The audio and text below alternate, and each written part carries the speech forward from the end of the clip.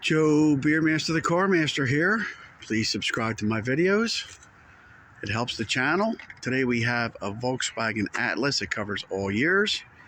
Somebody asked me where is the spare tire locations, because some of these cars sometimes don't have them.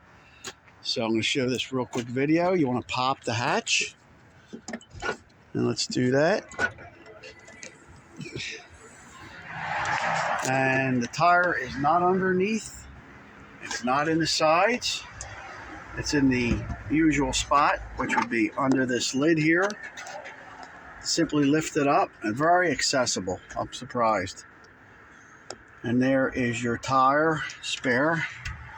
It's a donut tire, a little bit bigger than a donut. Spin that wing nut off and take it out. Take that bracket off, and you can lift the tire out.